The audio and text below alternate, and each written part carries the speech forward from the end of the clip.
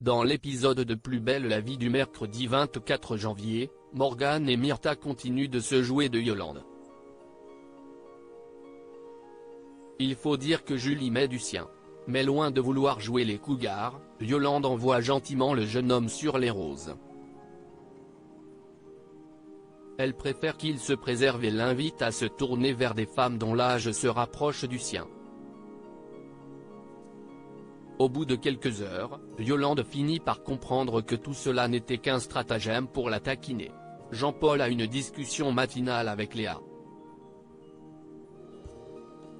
Elle lui confie qu'elle n'est pas satisfaite de sa manière d'assurer les tâches ponctuellement. Elle a besoin qu'il s'implique au quotidien et lui propose de partager le planning des tâches. Il se rend compte que Léa fait face à une montagne de choses à accomplir chaque jour. Il finit la journée sur les rotules mais tout a été fait. Léa trouve que le Jean-Paul investi dans les tâches du foyer est encore plus séduisant. Francesco de plus en plus possessif si elle a été relâchée, Estelle fait face à une autre forme de difficulté, Francesco.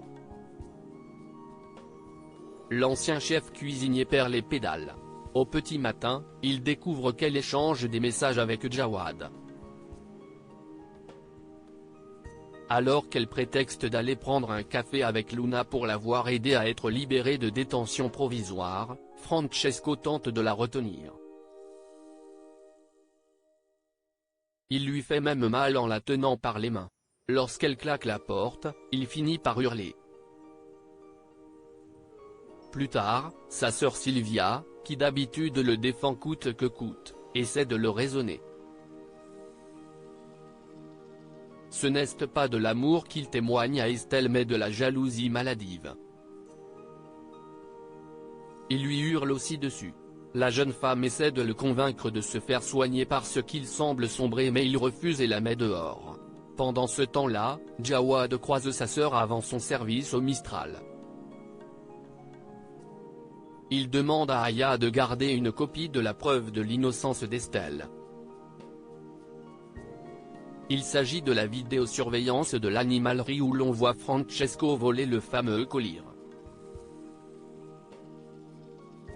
Jawad a un mauvais pressentiment et préfère qu'une personne de confiance ait une copie. Il dit se rendre à un rendez-vous à 16 h avec Princesse, le surnom qu'il a toujours donné à Estelle. Mais à l'heure du rendez-vous, Estelle est bien avec Luna au Mistral. La sœur de Jawad partage alors son inquiétude avec cette dernière qui accourt pour le rejoindre craignant que quelqu'un s'en prenne à lui. Quand elle le retrouve, il est blessé et perd connaissance dans ses bras.